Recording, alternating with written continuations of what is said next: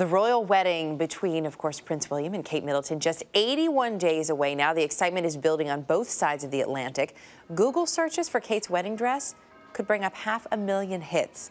Rumor has it is being worked on night and day behind closed doors in Buckingham Palace. Early show royal contributor Victoria Arbiter is here with more this morning. Always great to have you with us. Good morning, thank you. We have to start by talking about the dress because everybody wants to know. There have been some more ideas, I guess I should say, as to who may be making it and apparently where it's being worked on. That's right, Erica, and I think this news is probably the most hotly anticipated detail relating to the wedding through and through.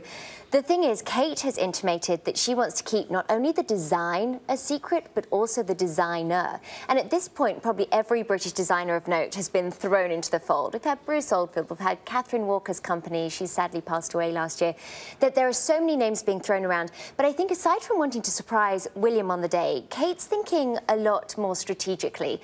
When the Emmanuels were announced as designing Diana's dress back in 1981, they were besieged by reporters. And that was before the time of 24-hour news and the maniacal paparazzi, and yet they had to have a spare dress just in case. They had security guards, they were putting the dress in a safe, they were even throwing thread of different colours in the trash because reporters were going through the rubbish. So can you even imagine today with the paparazzi? No. And that would be devastating for Kate.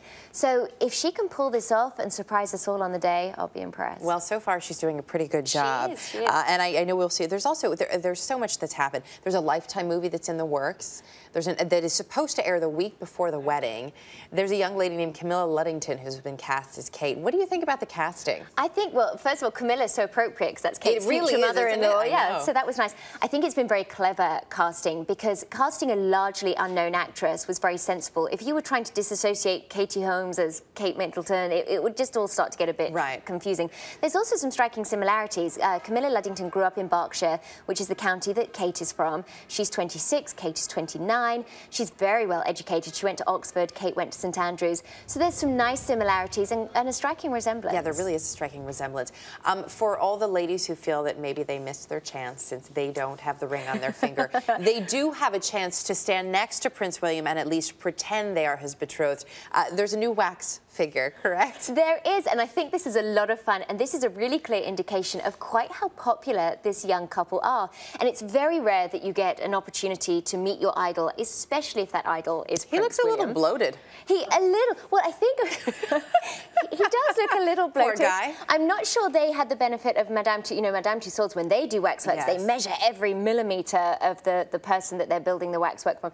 They haven't done this, but he is life-size. He's wearing his suit from the engagement pictures at St James's Palace, and he's got a replica of the ring on his forearm. So when you go and see Prince William, you can pop your finger in and pretend to be Kate. I may try that when we go to London. Maybe we can go try that together. There's also, you know, sometimes you're bloated after a late night out. There's been some talk about the bachelor party. In fact, there was a huge piece here in New York about Guy Pelly, who's this very good friend of both princes, and whether or not he may be behind the bachelor party. Any details on where, when, who?